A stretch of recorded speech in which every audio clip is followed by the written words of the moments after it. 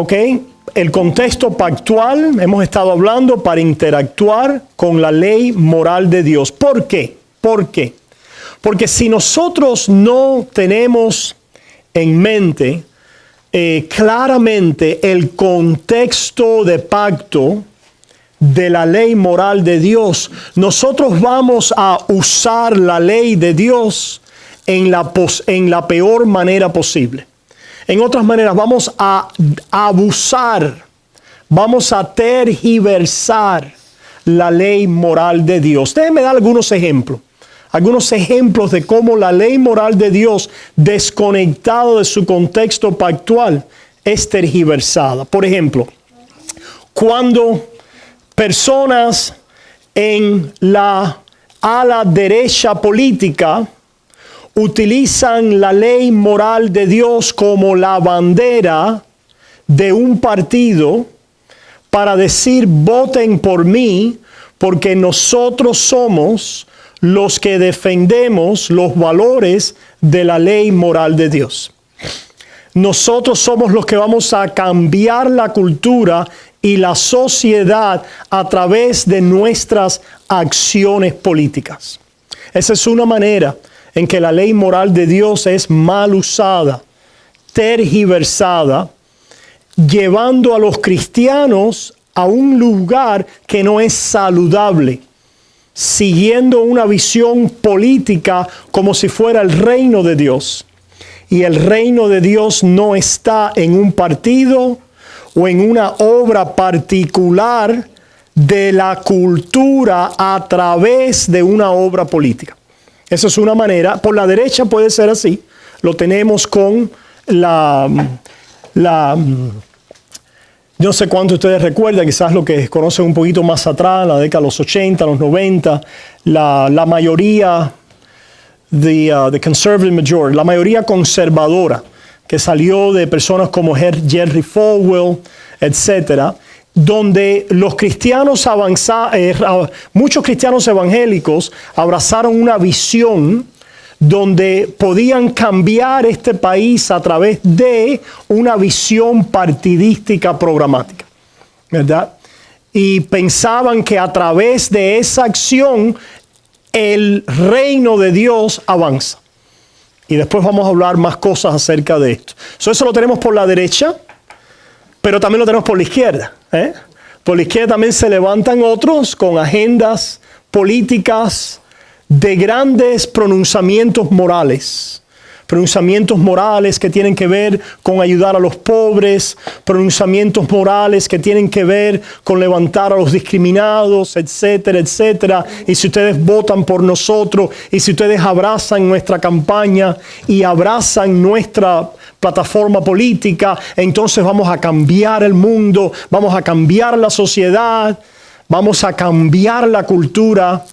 El reino de Dios no está ahí tampoco. No está ahí tampoco. También, ¿verdad? Abundan otras visiones y otras maneras de tratar con la ley moral de Dios. Por ejemplo, otro abuso de la ley moral de Dios desconectado de su contexto pactual es: yo voy a vivir y hacer lo mejor de mí para que Dios me bendiga. Si yo vivo de una manera obediente y hago lo mejor de mí, Dios me bendice a mí, a mi familia, a mi casa, a mis hijos. Esa es otra tergiversación y otra tentación tremenda del mal uso de la ley de Dios. ¿Se fijan? Y por ahí, hermanos, pudiéramos abundar. Ahora quizás no me vienen otras cosas a la mente. Me viene otra a la mente de actualidad. Tenemos que apoyar el pronunciamiento del presidente Trump en cuanto a Israel, porque el que lo apoye es bendecido. Y el que no lo apoye es maldito. Porque bendecidos son los que bendicen a la nación de Israel, y malditos son los que no están con ella y se pronuncian en contra de ella.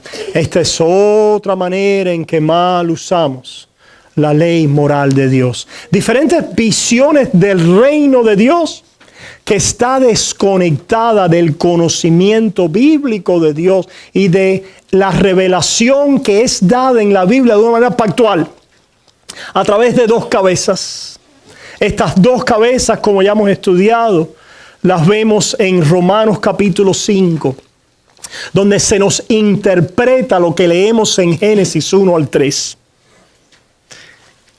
Hermanos, esto es muy interesante, ¿verdad? La Biblia tiene un drama. ¿Qué quiere decir un drama? Una historia. A propósito, la mejor historia que podamos ver es la historia, el drama de la Biblia. Ahora, ese drama viene también con una interpretación. ¿Se fijan? Esa interpretación del drama es lo que llamamos doctrina. Doctrina. Necesitamos tanto el drama como la doctrina.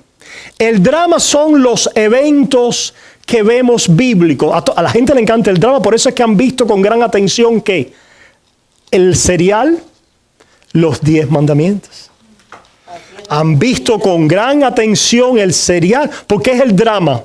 Pero imagínense ahora que pongamos un programa que sea el contexto pactual de los 10 mandamientos. ¿Cuántos creen ustedes que verían ese programa? ¿Cuántos creen ustedes que seguirían con la misma atención la interpretación doctrinal del drama? No muchos, ¿verdad? Pero por supuesto, el Espíritu Santo trae a su pueblo a darse cuenta que existe un drama al cual le prestamos atención. Gloria a Dios. No, el cristianismo no es una fábula, no es un mito, no es el monte allá de los super semidioses del Olimpo. No es algo creado de la imaginación. Podemos ir históricamente a mirar el drama en la historia de la redención y constatar históricamente diferentes momentos históricos de este drama, de eventos reales. Por ejemplo, este drama en su momento climático, ¿verdad? Climactic, tiene la persona, el nacimiento, la vida de Jesús, su crucifixión, su sepultura. Y ese drama, los récords históricos lo han captado. Ustedes van a un escritor como Josefos, y él que no es cristiano, y él ha captado este drama y habla de los seguidores de Jesús y quién era Jesús y lo que hizo y lo que pasó y lo que circuló en Israel y cómo muchos se fueron tras él y dijeron que había resucitado. Ese es el drama, pero ¿y qué significa si nosotros vemos la historia de Cristo muriendo, siendo sepultado y resucitado? Y la pregunta es, ¿y qué? ¿No falta algo ahí? ¿Y qué de esto para nosotros o para el mundo?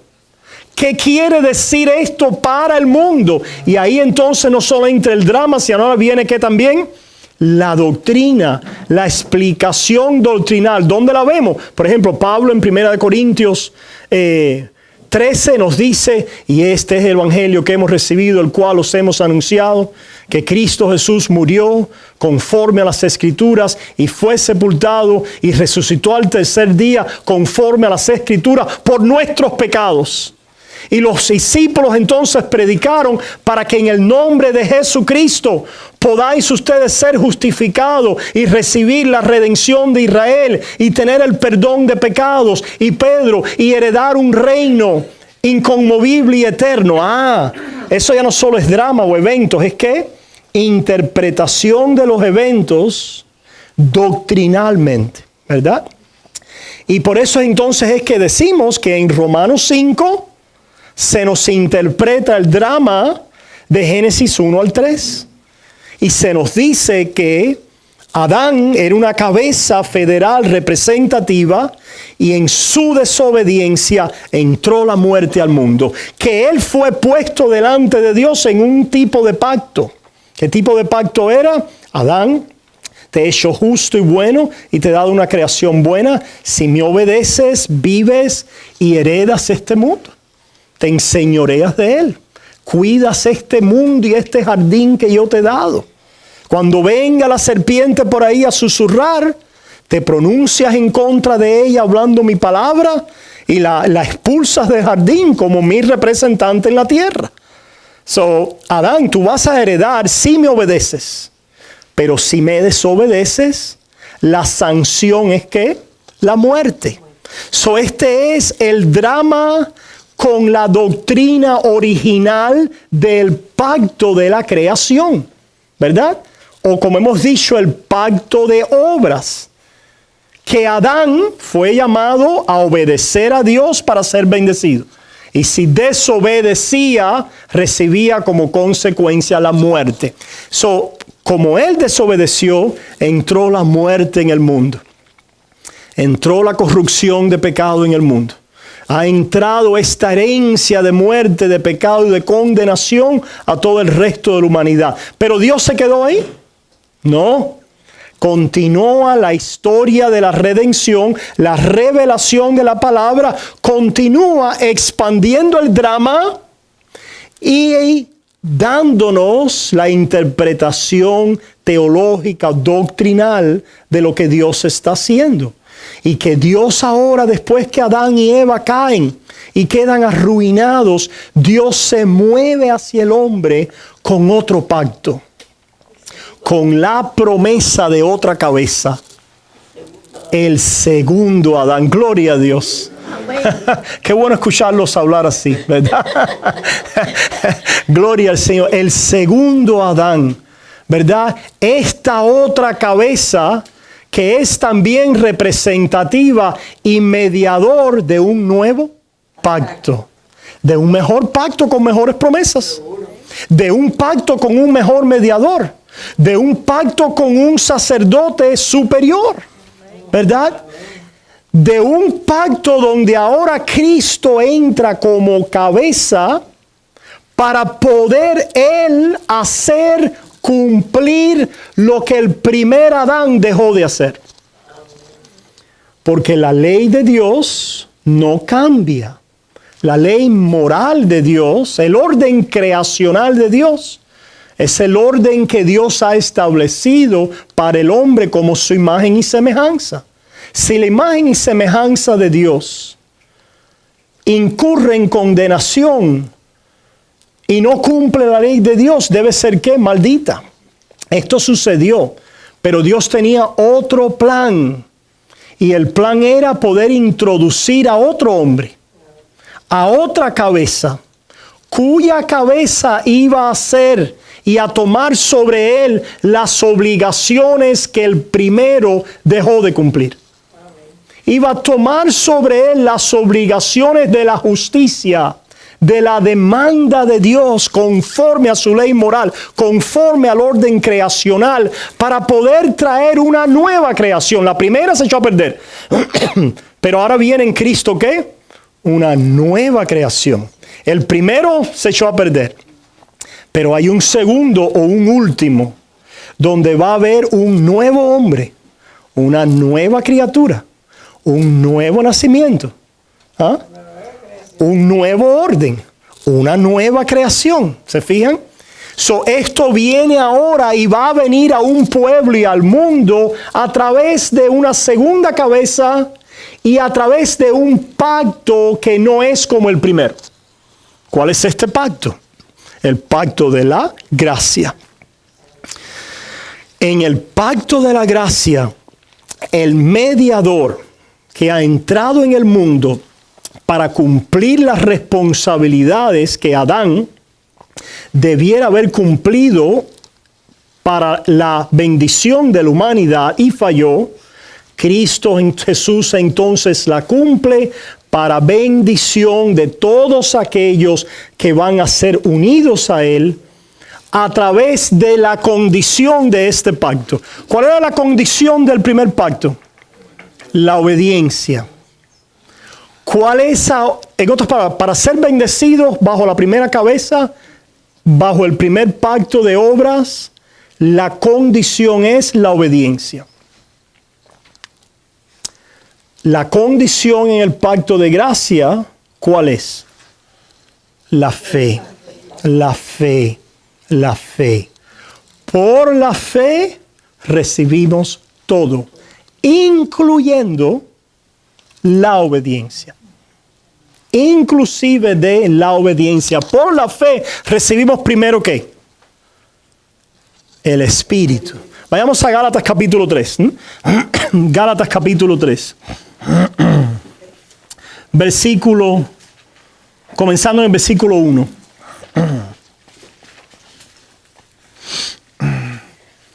Oh Gálatas insensatos, Gálatas 3:1. ¿Quién os fascinó para no obedecer a la verdad? A vosotros ante cuyos ojos Jesucristo fue ya presentado claramente entre vosotros como crucificado. ¿Se fija? En el nuevo pacto, el objeto de la fe y de la obediencia es ¿qué? Cristo. Cristo. La obediencia va a ser la obediencia de ¿qué? ¿La obediencia de qué? De Cristo. Pero la obediencia del creyente es la obediencia ¿de qué? De la fe. La palabra habla así, la obediencia de la fe. ¿Qué hacen algunos malinterpretando esta frase? La obediencia de la fe es la obediencia de la ley. Porque qué testarudos somos, caramba. Qué difícil es romper con el primer Adán. Es muy difícil romper. El primer Adán se pega más que un chicle. Es peor que un chicle en un zapato. Porque siempre está tratando de informar la mente del hombre a través de sus ojos. Para ser bendecido hay que hacer lo que yo debía hacer. Si eso es verdad en el pacto de obras. Pero en Cristo Jesús lo que se requiere y la condición del pacto es la obediencia de la fe. La obediencia de la fe. So, vamos a ver en qué consiste entonces. Dice, versículo 2. Esto solo quiero saber de vosotros. ¿Recibisteis el Espíritu por las obras de la ley o por el oír con fe? Tremenda pregunta, ¿verdad? Porque pregunta, ¿puede haber alguna bendición aparte del Espíritu?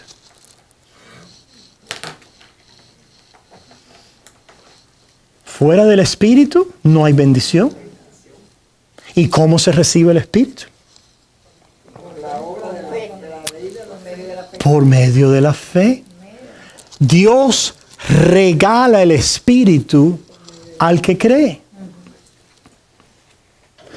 Dios regala el Espíritu junto con la fe. Ahora, la tentación está siempre en voltear la fe o inmiscuirla ¿con qué? Con las obras. Lo cual sería Dios regala el Espíritu con la condición de la fe, pero también ¿qué? Las obras.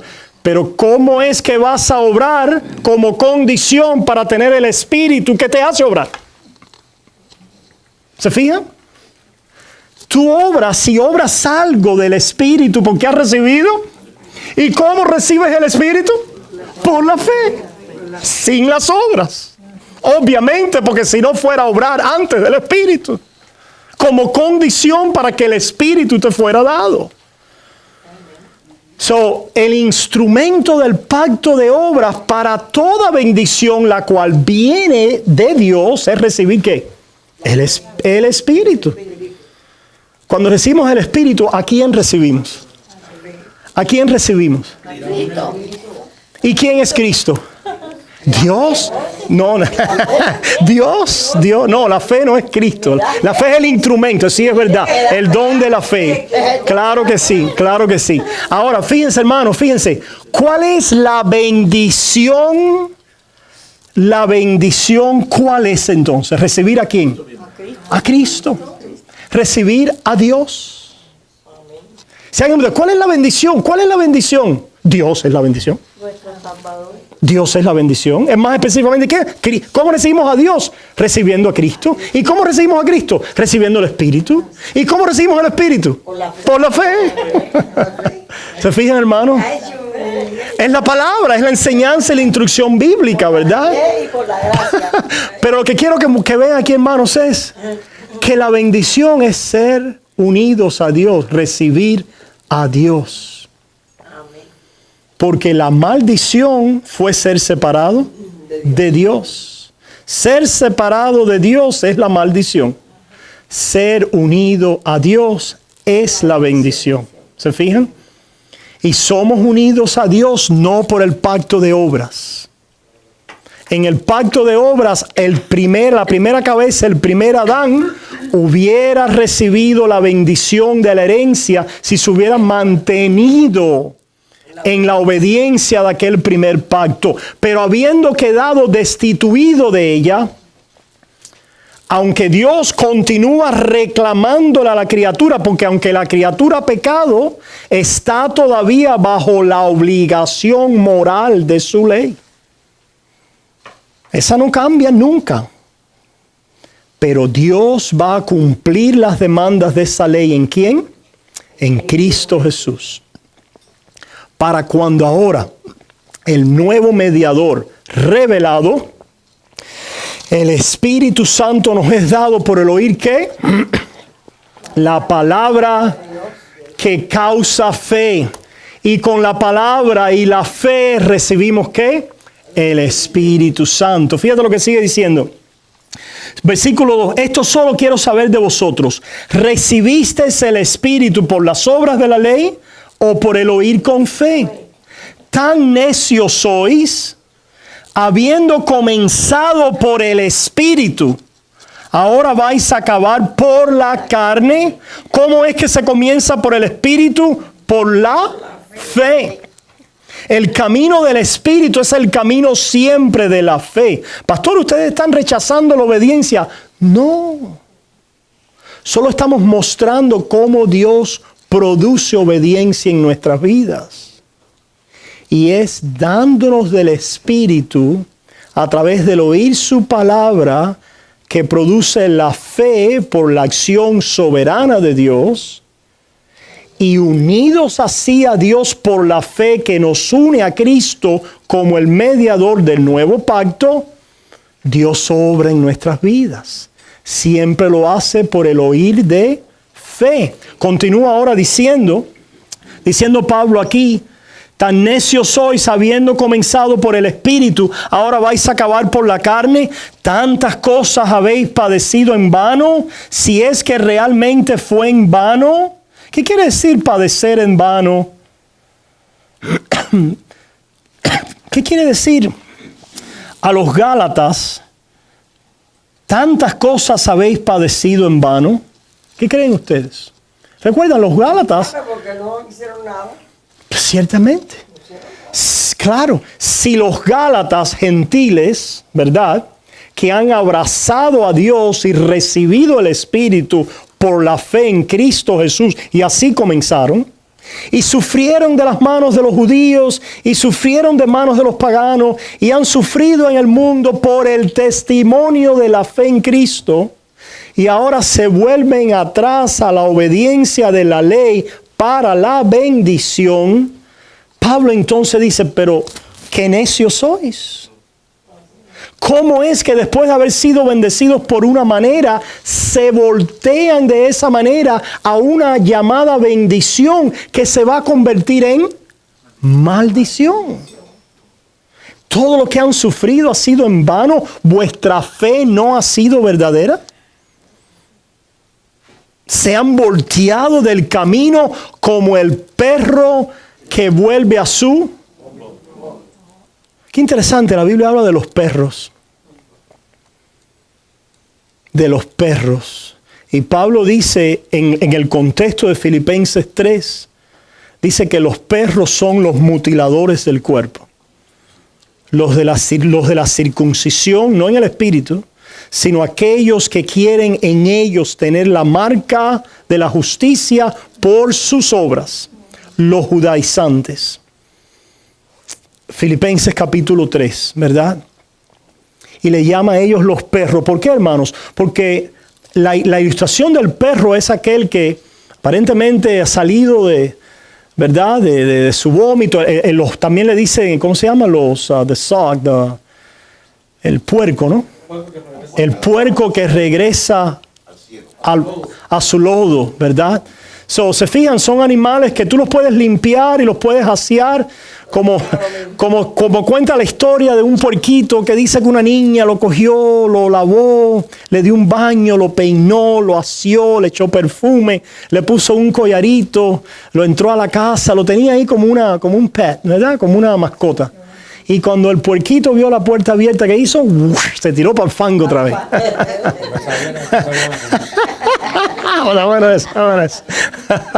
Se tiró para el fango otra vez. ¿Qué quiere decir eso, hermano? Hermano, es la idea de la apostasía. Es la idea de aquellos que al escuchar la palabra de Dios y aparentemente reciben o hay un movimiento a Cristo, sin embargo es mezclado ¿con qué? Con el vómito de nuestra carne, con la contaminación de nuestra propia carne, en vez de una confianza solo ¿en qué? En Cristo Jesús. Y esto es entonces todo en vano. En vano.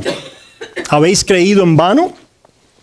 Sigue diciendo, versículo 5. Aquel pues que os suministra el Espíritu y hace maravillas entre vosotros, ¿lo hace por las obras de la ley o por el oír con fe? ¿Se fijan? Así Abraham creyó a Dios y le fue contado por justicia. Abraham creyó. ¿Cuál es el objeto de la fe de Abraham? La promesa del Mesías, la bendición en el Mesías. Abraham, cuando Abraham no tenía nada, ni ningún hijo, Dios le dijo, yo soy tu escudo. Abraham, me tienes a mí mi promesa y mi palabra. ¿Se fijan? Esa es la bendición. Si Abraham le creía a Dios, recibía todas las promesas. ¿Se fijan? Y Abraham es paradigmático de los creyentes. Es lo que la Biblia enseña. Porque nosotros, como Abraham, si creemos la promesa ya cumplida en Cristo, recibimos entonces toda la herencia. Esa es la interpretación doctrinal de Pablo en Romanos, capítulo 4. Vayamos ahí un momentico ahora. Vayamos a Romanos 4. Comenzando en el 13. Romanos 4, comenzando en el 13. Porque no por la ley fue dada a Abraham o a su descendencia la promesa de que sería heredero del mundo. ¿A quién le fue dada la promesa por la ley? Por la ley. A Adán. ¿A quién le fue dada la promesa por la ley? A Adán. A Adán. Adán, si obedeces, heredas el mundo. Ahora, fíjense que todavía nosotros estamos levantando estas dos cabezas, pero el drama involucra una serie de acontecimientos en el medio. Y no hemos hablado de ellos. Eventualmente vamos a hablar del movimiento de este drama y de cómo interpretar esta historia. Esto es lo que nos ayuda, hermanos, a arraigarnos en el reino de Dios que estamos recibiendo por la fe. Cuando nosotros, por el Espíritu de Dios, somos puestos en este drama y en esta historia, el Señor nos rescata de los falsos reinos de este mundo. Porque ya nos recibimos el reino a través de la derecha. Ya nos recibimos el reino a través de la izquierda. Ya nos recibimos el reino por la Palestina geográfica de hoy. Ya nos recibimos el reino por mi obediencia y mi progreso en obediencia, en portarme bien delante de Dios. El reino de Dios está en Cristo Jesús. Y Cristo Jesús, que es el reino de Dios, está derramando ese reino en un lugar. ¿Cuál es? No es 860 Southwest 76 Court. No es el Vaticano en Roma. No es un lugar geográfico en específico. Es un cuerpo. ¿Cómo se llama ese cuerpo? Ahí está el reino de Dios. El reino de Dios se recibe en la iglesia. La cabeza está derramando sus dones en los escogidos y elegidos del mundo a través de la fe, y al derramar sus dones por el Espíritu, el reino lo estamos recibiendo en Cristo Jesús. El reino no lo estamos realizando. El reino lo estamos recibiendo.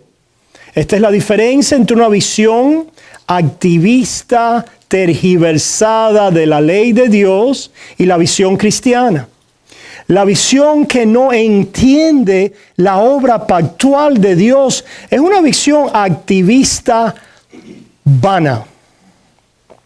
El cristiano no es pasivo, no vive en una pasividad. Vamos a hablar después de la actividad del cristiano. Pero la actividad del cristiano siempre es una respuesta a recibir el reino a través de la fe. ¿Qué estamos diciendo? Que no es mi actividad en el gobierno que trae el reino de Dios a una nación. Que no es mi actividad obedeciendo que trae el reino de Dios a una familia.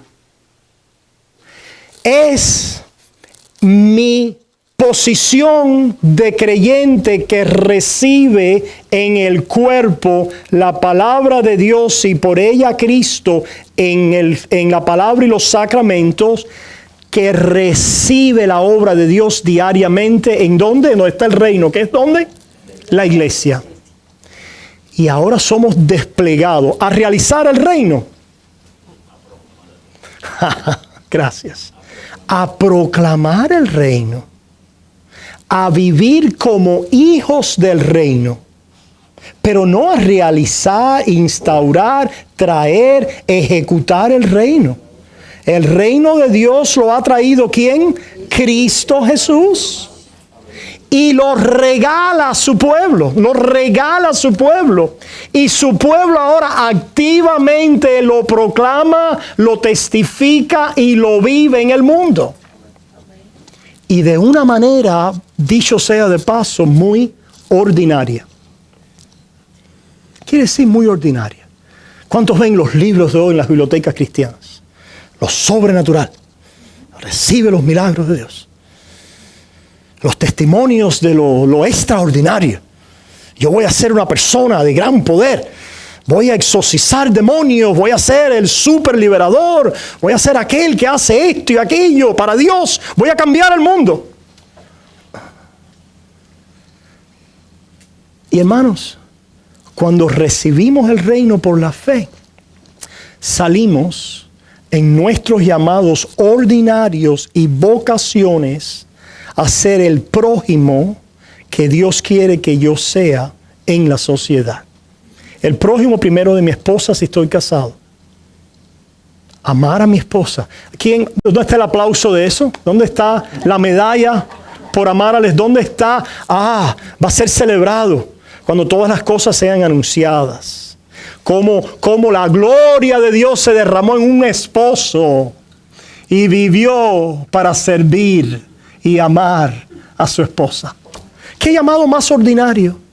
O el llamado de una madre, allí donde nadie la ve, a criar a sus hijos, a esmerarse en hacer las tareas con él, a darle el cuidado, a estar a su lado. Ese es un llamado ordinario del poder de Dios en ser el prójimo a nuestros hijos. Y así sucesivamente. Puede ser que alguien tenga un llamado a la política. Ahora, si ese político se para y dice, voten por mí porque yo soy cristiano, dile, vete al infierno. Vete al infierno. El próximo político que se pare y diga, vota por mí porque yo soy cristiano, no recibe mi voto. Lo que necesitamos es políticos que vivan sus vidas testificando del reino y obrando consecuentemente con los valores del reino en su llamado en la sociedad. Pero como me gusta a los cristianos irse tras ¿qué? Tras los que dicen, nosotros somos los cristianos. Y si tiramos a Israel ahí también, más todavía. Ya llegó la salvación a este mundo. Hermanos, qué bueno que hay un político que vaya a su iglesia, a su pastor, donde está el reino, y le puede decir a su pastor, estoy lidiando, o a un hermano, estoy lidiando con este voto y no estoy seguro cómo manifestarme en esta área consecuente con el reino que he recibido en Cristo Jesús. ¡Wow! ¿Verdad? Qué bueno que haya, y estoy seguro que los tiene que haber. Gloria a Dios. Y quizás vamos a discernir a esa, pero simplemente porque es nuestra responsabilidad en testificar en el mundo, ¿verdad? De ese reino, en vivir consecuente con nuestros valores, para la honra, para la gloria de Dios y para servir a nuestro prójimo. Porque ese es el llamado del creyente en el mundo. Vivir, como decía Lutero, nosotros vivimos en fe para con Dios y en buenas obras para con el prójimo. Él decía, si las buenas obras para con el prójimo es la deuda que le estamos pagando a Dios, no estamos amando al prójimo. Porque el prójimo no puede ser el pago de tu deuda, sino un regalo de Dios a tu vida. Una oportunidad de Dios en tu vida de deleitarte en Él y en el servicio a Él. No estás pagando ninguna deuda con amar al prójimo. ¿Te deleitas en hacerlo? ¿Te deleitas en vivir para ser en ese llamado ordinario de ser el prójimo de tu prójimo y vivir en ese llamado como un regalo tuyo a Él y de Él a ti y de compartir los dones y las vocaciones que hemos recibido? No sé cuáles son las vocaciones y los dones de ustedes, pero cuando usted en su trabajo le despacha un clavo a un carpintero, allí se realiza un llamado de Dios. Oh, pastor, no, el llamado de Dios está en que yo en la iglesia voy a ser el líder de evangelismo. No tiene esto que nada que ver, disculpa Luis que escogí esa área, pero no. Voy a ser el llamado a ser el líder de tal ministerio. Pastor, escógeme a mí para tal cosa. No, a ti no te voy a escoger. Yo no te voy a escogerte a ti nada. Tú sirves. El llamado de Dios en un llamado ordinario a servir a tu prójimo, es el don que Dios ha puesto en tu vida. Para diaconía, para servicio. En algún momento, ese servicio que no está buscando lo extraordinario, sino el poder del llamado ordinario al prójimo, se manifiesta en el cuerpo, con los dones, con las utilidades, con la bendición de esa acción de Dios en la vida de alguien. ¿Se fijan? Y de esa manera el cuerpo se va enriqueciendo por la ayuda mutua y la edificación de cada coyuntura. Estamos diciendo con esto, hermanos, reflexionando en cómo mal usamos, malogramos, tergiversamos lo que es bueno para nuestra validación propia, para nuestra exaltación propia, para nuestra aggrandizement, ¿cómo se dice? Para nuestro engrandecimiento propio. Y hermanos, nosotros y nuestra carne quiere eso. Lo quiere. Pero por eso es que todos los días somos llamados a un ministerio que el mundo no apetece. La palabra y los sacramentos. Eso es aburrido, pastor. ¿Cuándo viene la próxima campaña de avivamiento? ¿Cuándo viene la próxima campaña de milagros? ¿Cuándo viene la próxima campaña de liberación? El domingo que viene. El domingo que viene. A través de la predicación de su palabra y la participación en la mesa del Señor. El Señor regala y deposita en ti una vez más su amor, que se voltea afuera en un llamado ordinario a servir al prójimo. Y de esa manera recibe un pueblo el reino de Dios y el mundo recibe testimonio de ese Cristo que ha muerto y resucitado para salvarnos. Por lo tanto, hermanos, Romanos 4 nos interpreta a Abraham y nos dice, nos da la doctrina bíblica de este drama de Abraham y nos dice, porque no por la ley fue dada a Abraham o a su descendencia la promesa de que sería heredero del mundo, sino por la justicia de la fe. La justicia que Dios declara e imputa sobre aquel que no la tiene en sí mismo. Sobre aquel que no es digno. Sobre aquel que en su persona y obra no es justo, como ya Pablo ha explicado en los versículos y capítulos que preceden. La justicia de la fe. La justicia de la fe es la justicia imputada, proclamada sobre tu vida. Tú no eres justo, pero tú crees en Jesús, te declaro justo. Te declaro justo. Y como te he declarado justo, y te he declarado justo porque te he dado mi espíritu soberanamente, y con mi espíritu la fe, y con la fe la confianza en Cristo Jesús, con la confianza en Cristo te he declarado justo, y con esta justificación te he adoptado como mi hijo, y al ser mi hijo eres coheredero con Cristo, todo es tuyo. Pídeme, pedid y se os dará. Ah, sí, muchas veces pedimos, pero pedimos mal, para gastar en nuestros deleites. O pedimos cosas que Dios no tiene necesariamente programadas ahora, porque está obrando algo en nuestras vidas para nuestro bien, conforme a la salvación de Dios y a la santificación en nuestras vidas. ¿Verdad? Pero ahora el reino es nuestro. Porque Cristo es nuestro, porque el Espíritu nos ha sido dado, porque le pertenecemos. Y esto por el instrumento del nuevo pacto, que es la fe sola, o la fe sin las obras, la fe sin la obediencia de la ley. Dice entonces, versículo 14, porque si los que son de la ley son los herederos, vana resulta la fe. Si los que son de la ley son los herederos, vana resulta la fe. Esta es otra manera en que estos dos pactos, o la ley, la obediencia y la fe, o el evangelio y la ley, aunque se complementan en el plan de redención de Dios, tienen que ser distinguidos. Hay un contraste entre ellos, contraste que Dios usa y que tiene su plan en la proclamación del consejo de Dios, pero tenemos que establecer el contraste.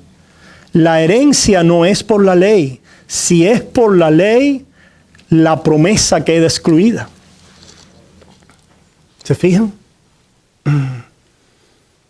Y esta ha sido la tragedia de todos aquellos que han malinterpretado el evangelio como una nueva ley, o lo que se conoce como el neonomianismo,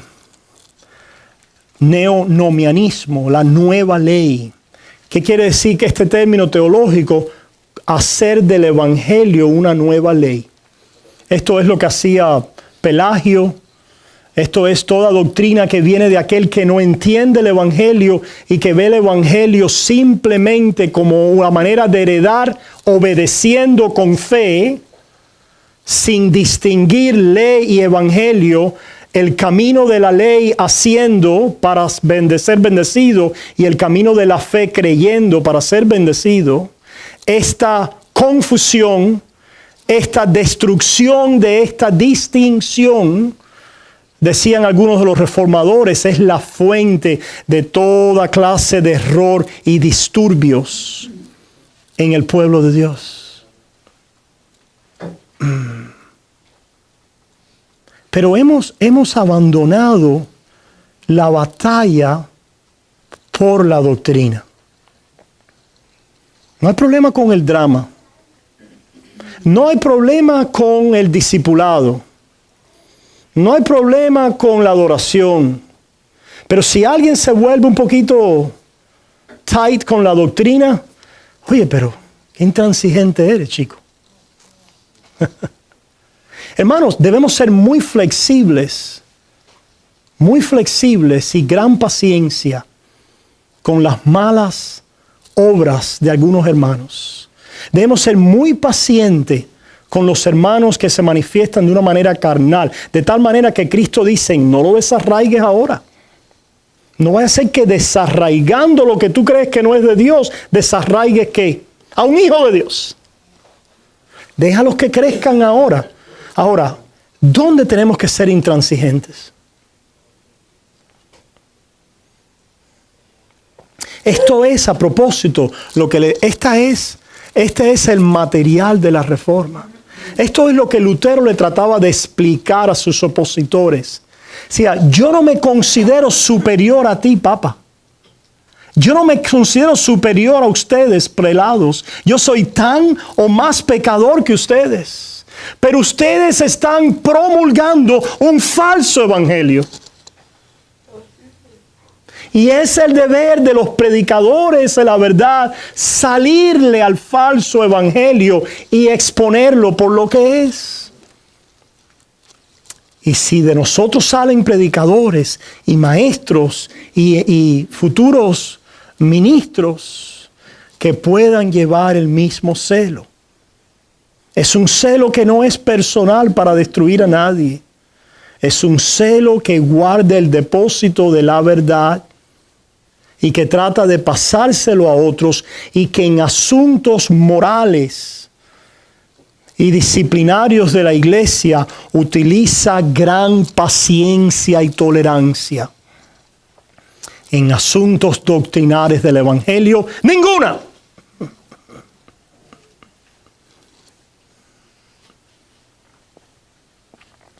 Es lo que hace Pablo a los Gálatas. Les dice anatema. Anatema. Necios, perros, insensatos. ¿Quién os ha embrujado? Por lo tanto, hermanos, no cedamos a la obra de la serpiente que quiere entrar por ahí. No cedamos a ella. Debemos tener celo de nuestra vida, sí. Mucho celo. Debemos cuidar la integridad de nuestra vida discipular, quiere decir, de seguir a Cristo, claro que sí. Y cada día crecer en ella y abundar en cómo llamarnos unos a otros a contar, porque nos sometemos los unos a los otros. De nosotros, si hay alguien que no se quiere someter al cuerpo, a Cristo y a sus líderes, será disciplinado. Pero con paciencia te esperamos. Con paciencia aguardamos que des muestra de tu conversión en el sometimiento a la cabeza que es Cristo y en Cristo sometido a los hermanos, los unos a los otros, buscando nuestra mutua edificación y bienestar, no una pelea, un conflicto, una destrucción, una contienda. No, ese no es el espíritu que nos debe gobernar. Pero vamos a lidiar con ello. Es decir, nosotros en algún momento vamos a hacer un punto de contienda o vamos a estar involucrados en algo. No se desanime y no se desconecte. Sea valiente. Sea valiente. Ay, no me quiero meter en problemas. Es que es tu problema. Aunque tú no lo creas, eres parte del cuerpo. Y es nuestro problema. ¿Se fijan? Y ciertamente hay hermanos y tenemos y hemos estado nosotros en momentos de gran debilidad. Y hemos necesitado la ayuda de Dios. Y el que la necesite y el que humildemente diga, sí, yo soy un pobre, desdichado, miserable, que necesito la ayuda de Dios. Ayúdenme cuerpo, ayúdenme pastores, ahí estamos para usted. Como quiero que ustedes estén para mí el día de mañana, si soy yo en esa posición, ¿verdad? Ahora, si se levanta alguien con una división doctrinal, con una confusión doctrinal, Y la persona se mantiene y se mantiene y se mantiene y se mantiene. Tenemos entonces que decir a esa persona, hermano, usted decida lo que va a hacer.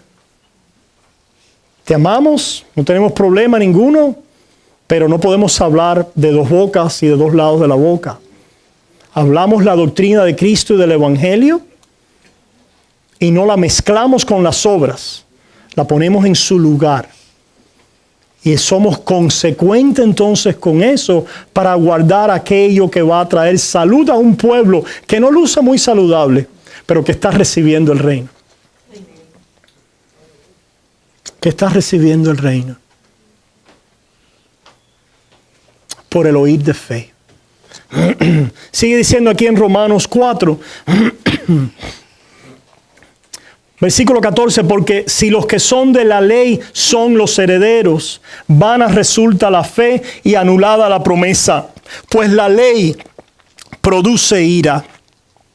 Pero donde no hay ley tampoco hay transgresión. Era necesaria la ley.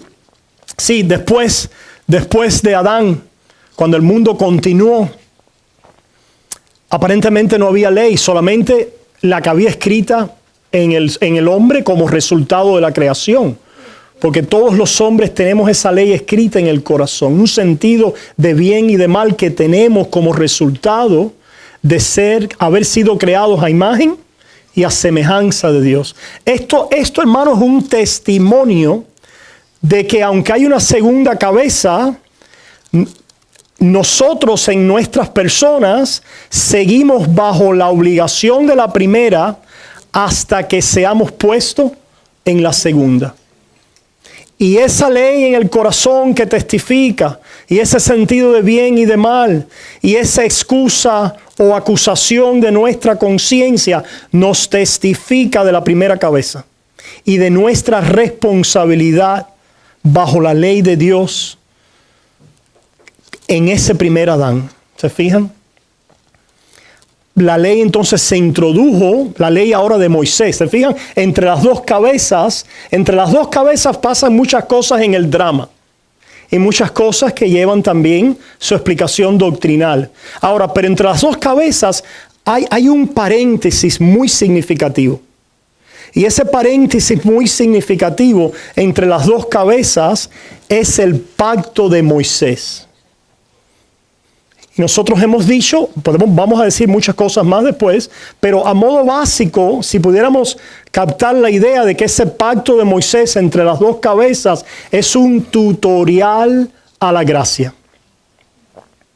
Es un tutorial a la gracia. ¿Y qué utiliza Dios para llevarnos al pacto de gracia, al segundo mediador y al instrumento de la fe sola? La republicación de la ley. De una manera bien explícita, bien detallada, y un ejemplo geopolítico, temporal y terrenal de lo que fuera Adán, Israel. Israel, si me obedeces, recibes la tierra. Te he puesto en ella. Si me obedeces y cumples la ley, te quedas y prosperas. Si me desobedeces, la pierdes y eres exiliado. ¿Te fijan? ¿Es una qué? ¿Un paralelo de quién? De Adán. Adán, si me obedece, te quedas en la tierra y la recibes. Si me desobedeces, ¿eres qué? Maldito. Esto entonces es republicado en la ley de Moisés, pero no para salvación como lo hubiera sido ¿a quién? A Adán. Es decir, no para heredar como lo hubiera sido a Adán, porque Dios sabe que el hombre no va a poder heredar bajo la ley. Pero dice Gálatas que era un tutorial para llevarnos a Cristo. Gálatas, pues vamos a Gálatas. Gálatas capítulo 3. En Gálatas capítulo 3 dice entonces, versículo 19. Entonces, ¿para qué sirve la ley? fue añadida a causa de las transgresiones. ¿Se fijan? Donde no hay ley, no hay transgresión. Había muchas transgresiones. Ahora Dios quiere que queden, ¿qué? Capturadas bajo su juicio. Que el hombre tenga un testimonio explícito. Lo tiene en la conciencia, ¿verdad? Pero que el hombre tenga un testimonio objetivo y explícito ¿de qué? De su ira. De su justa ira. De su justa condenación. ¿Se fijan? La ley cumple esa función. La ley de Moisés cumple esa función. Dice, hasta que fue añadida a causa de las transgresiones, hasta que viniese la simiente a quien fue hecha la promesa. ¿Se fijan? Hasta que viniese la simiente. Y fue ordenada por medio de ángeles en mano de un mediador. La ley. El mediador es ¿quién? Moisés. La ley. Estamos en la ley, ¿verdad? La ley. Estamos en Gálatas 3:19. Y el mediador no lo es de uno solo, pero Dios es uno. Luego, ¿la ley es contraria a las promesas de Dios? No, no es contraria. Lo único es que la ley no es el medio para recibir la promesa, pero cumple una función para llegar a ella. ¿Estamos ahí? Dice, luego la ley es contraria a las promesas de Dios en ninguna manera, porque si la ley pudiera vivificar, vivifícame en tu ley. Escucha, amado, la ley de Dios también es una referencia a la palabra de Dios, a la instrucción de Dios. En muchos de los salmos, cuando se habla de la Torá, de Mishpah y cosas así, está hablando de la instrucción de Dios en esa Torá de los 5 libros. Y esa Torá, ¿qué incluye? El Evangelio, la promesa dada a Abraham. ¿Se fijan? Vivifícame conforme a tu ley. Si interpretamos la Escritura con la Escritura, nos damos cuenta que la ley no vivifica. La instrucción que vivifica es la palabra de Dios, que es la promesa que aquel que ve sus pecados a través de la ley y se da cuenta que la ley es buena, santa, justa, igual que el carácter de Dios, pero nos hemos quedado cortos de ella, finalmente confía en la instrucción, la palabra de Dios que nos lleva al mediador, en el cual por la fe somos declarados felices. Bienaventurado el que teme a Jehová. ¿Quién es el que teme a Jehová? Hermanos, aquel que cree, aquel que confía en Él, aquel que a través de la fe comienza a vivir en los frutos del Espíritu, en la obediencia de aquella santidad que le es regalada en Cristo y prácticamente obrada por el amor en su vida. Pero esto no es el pacto de la ley, ni puede ser confundido con obra para que seas bendecido. Ese es el lenguaje de la ley. En un sentido muy básico entendemos lo que las personas quieren decir con esto. No te lleves la luz roja para que no te choque un carro. No te robes algo para que no te metan preso. Entendemos ese tipo de instrucción práctica. Pero la palabra de Dios es más profunda. Y cuando la entendemos pactualmente, no solo en el drama, sino en la doctrina de Cristo, podemos hablar y pronunciarnos más coherente, conforme a la enseñanza de ella. Podemos entonces darle a los hijos el poder de la conversión. Si nuestros hijos solo escuchan, obedece y pórtate bien para que te vaya bien, hermanos, nunca se van a convertir. Y por eso están odiando a Dios hoy. ¿Tú le has predicado el Evangelio a tus hijos? ¿O lo único que escucharon tus hijos es obedece para que Dios te bendiga? Y ellos honesta y sinceramente se dieron cuenta que no podían hacerlo. Y están allí sueltos en el mundo, condenados bajo la ley. ¿Cuándo vas a liberar la conciencia con el mensaje del Evangelio para que venga salvación a su vida? ¿Se fijan? no exasperéis a vuestros hijos. La única forma de no exasperarlos es criarlos en gracia. Esto no quiere decir que no haya disciplina, que no haya orden, pero es poder instruirlos en la promesa de la gracia, amonestarlos y disciplinarlos también con gracia, y mostrarles a ellos cómo vivimos en respuesta a un reino de gracia que estamos recibiendo. Cómo yo soy un deudor a la gracia de Dios. Y soy deudor para vida, no para muerte. No condicional, sino incondicionalmente estoy recibiendo el reino, hijo. Y te lo estoy proclamando, es un regalo para ti. La promesa es para ustedes y para vuestros hijos.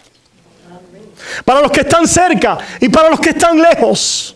Para todos aquellos a quien Dios llamare.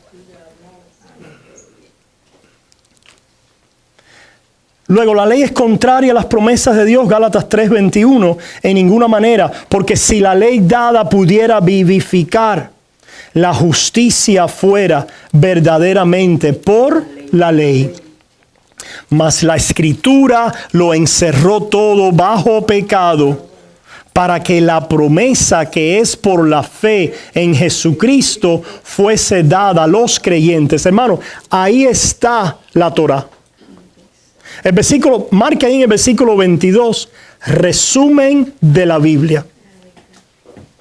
Cuando yo tenga alguna inquietud sobre qué significa la Biblia, voy a ir a Gálatas 3:22.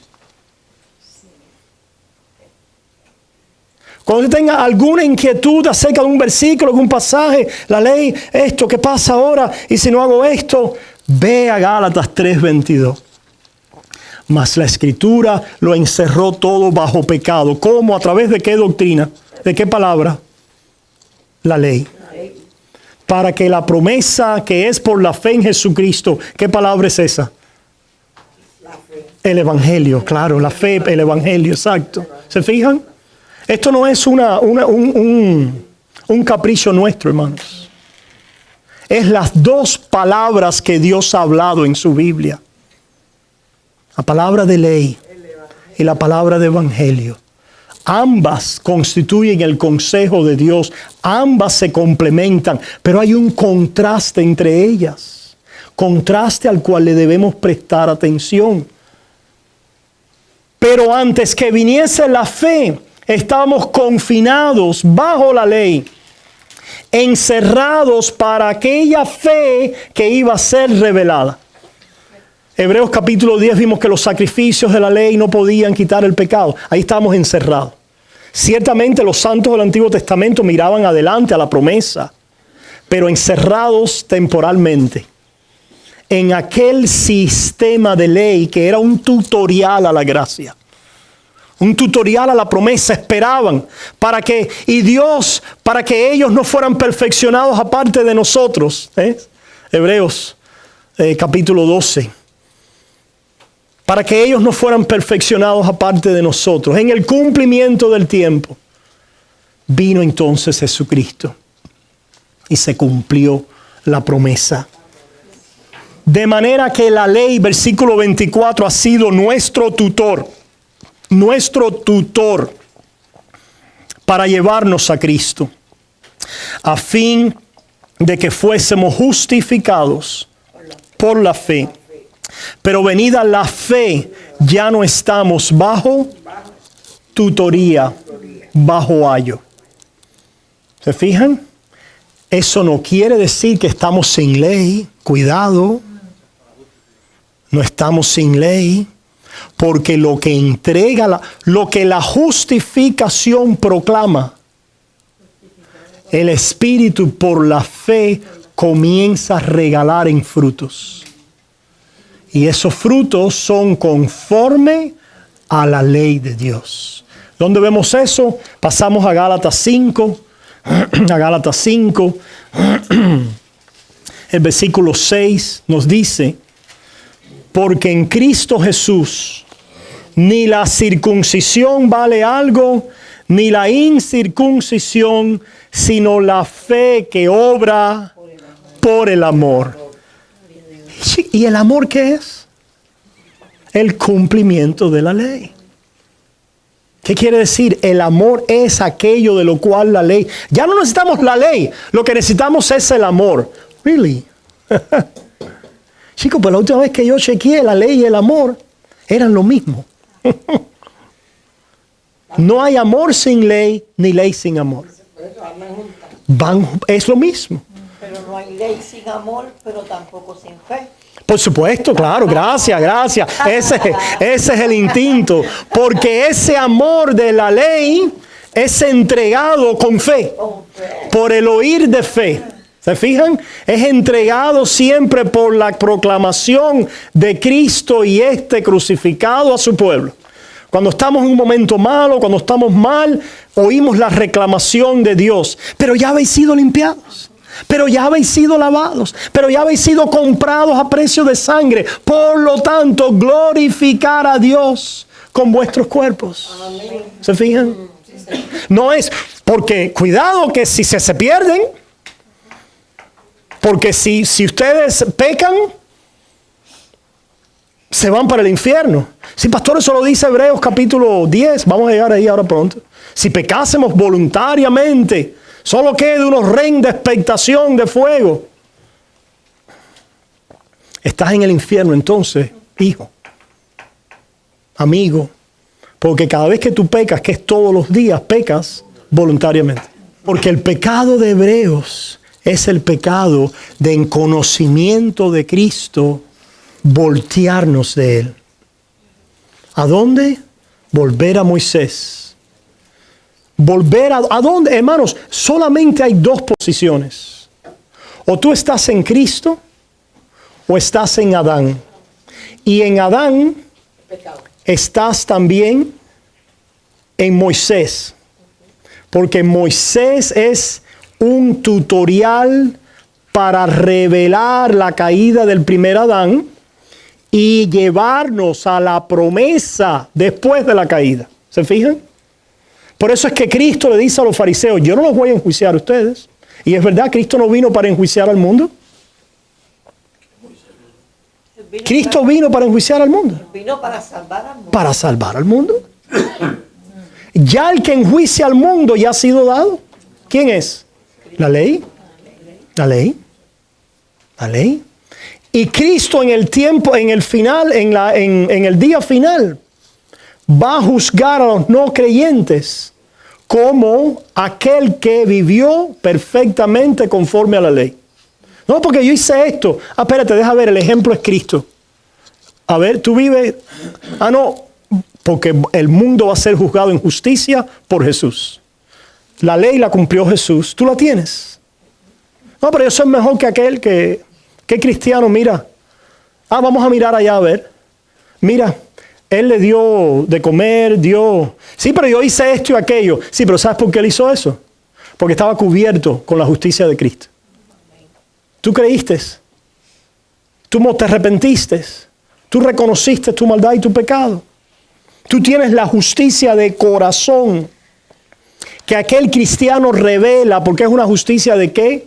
De fe. Oh sí, las obras van a ser puestas de relieve en el juicio final, porque el juicio a los que se van para el infierno es conforme a las obras. El juicio al primer Adán y a los que están en él es un juicio de obras. No es otro juicio, es un juicio de obras. La justificación para vida es una justificación de fe.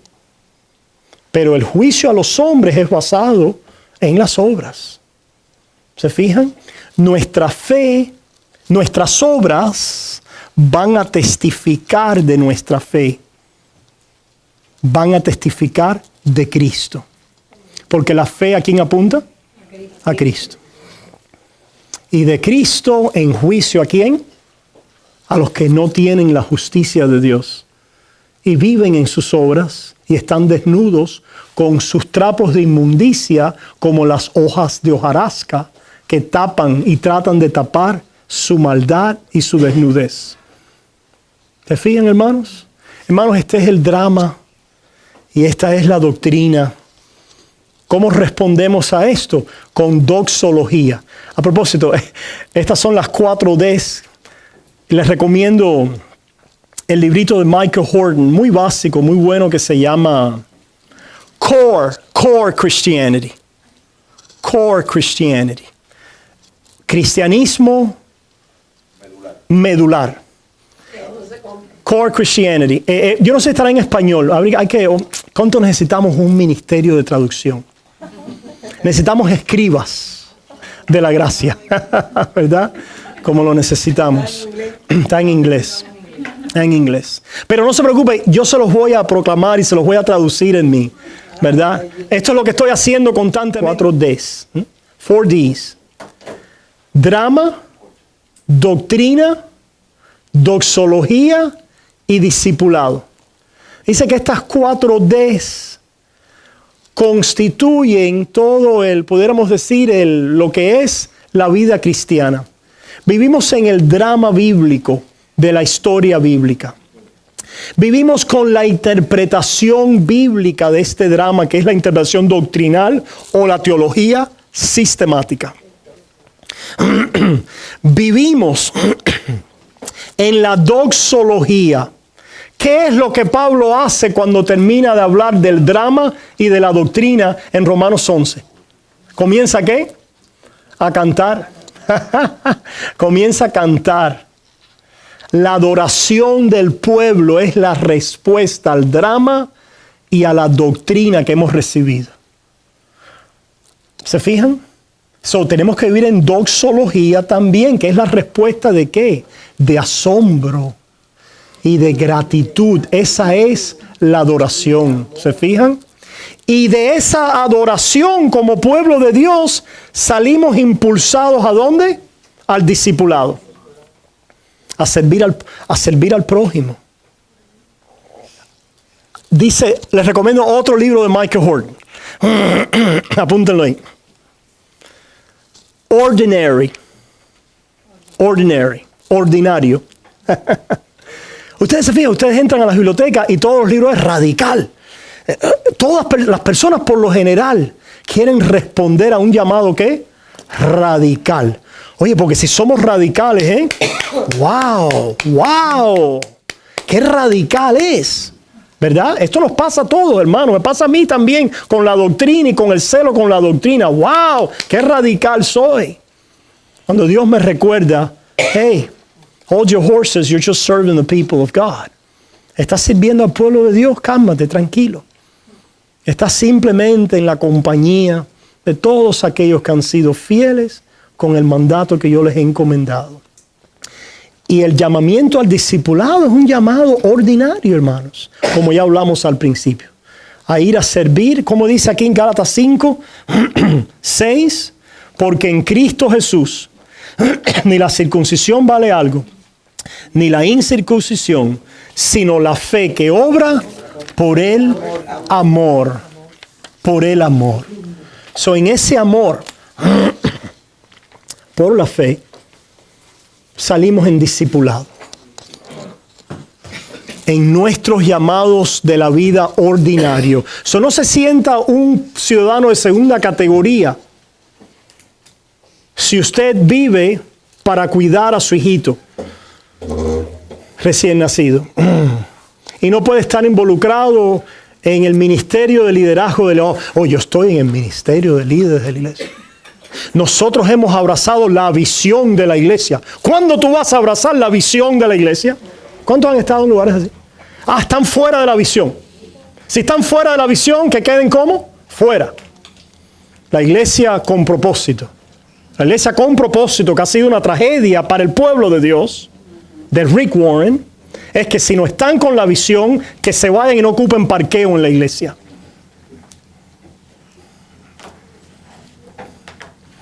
Pero la visión es que tú recibas semana tras semana la palabra y los sacramentos y vayas a servir al prójimo.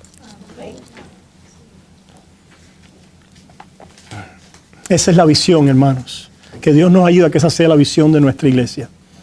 Y que nos exhortemos, nos apoyemos, nos cuidemos para poder realizarla hasta que venga y se culmine este reino inconmovible que estamos recibiendo en el nombre de Jesús. Amén y amén. Hermanos, abrimos a preguntas ahora. Comenta adelante, Teófilo. Y le doy gracias al Señor porque Dios es santo, justo y perfecto. Y esa ley fue todo el plan de Dios para mostrarnos nuestro hierro, nuestro pecado. Y que esa mirar cuando nos miramos lo transgresor y malvado que somos, nos apunta que hay que ir a un Salvador. Amén. Y cuando vamos, Gracias, amén, Señor, amén. porque solo Él puede llamarnos. Así es, así es. Y cuando vamos, a propósito, ahí se puede quedar el discurso, ¿ok? Ahí se puede quedar el discurso. Pero lo que siempre añadimos, y es una realidad, pero hay que tener cuidado porque esto se vuelve entonces un martillo en la conciencia, ¿verdad?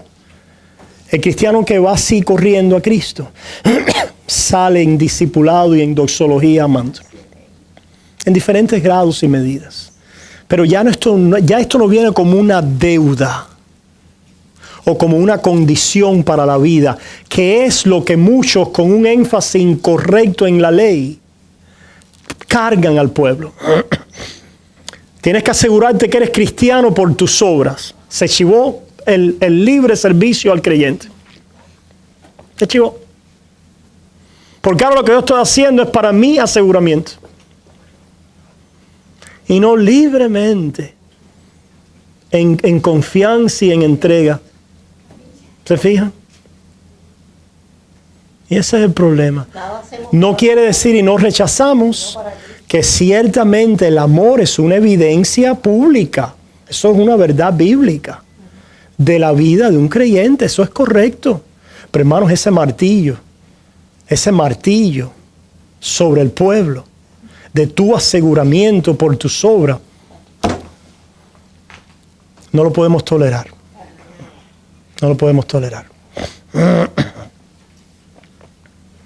Es que un muerto no puede hacer nada. Un vivo hace mucho, pero lo hace libremente por amor. Y ya estamos vivos en Cristo. Amén. Un muerto no puede hacer nada. Él ya Amén. vida. Correcto, correcto. Todo lo que hagamos es para la honra y la gloria. Así mismo es, así mismo es. ¿Alguien más, hermanos? Si no, vamos a terminar en oración. Oramos. Padre, te damos gracias en esta noche por habernos traído aquí, Señor, a este llamado ordinario de sentarnos en una mesa a escuchar tu palabra. Padre, gracias, porque en este llamado ordinario está el poder del reino. Gracias, Señor. Gracias, Padre. Permite que tu palabra produzca frutos en nuestras vidas. Señor, frutos de fe, de amor, de vida, de abundancia, de prosperidad espiritual, para el disfrute de este reino, el deleite de este reino que estamos recibiendo y lo beneficioso y la utilidad de este reino para los que nos rodean. Gracias, Señor, qué bueno eres, qué hermoso, qué lindo, qué glorioso, Dios. Aguardamos tu venida, Señor. Reprende a Satanás en el nombre de Jesús. Y sabemos que él ya ha sido condenado por la palabra santa. Y en tu nombre nos levantamos. En Cristo Jesús oramos. Amén y amén y amén. Y que sea pronto. Amén.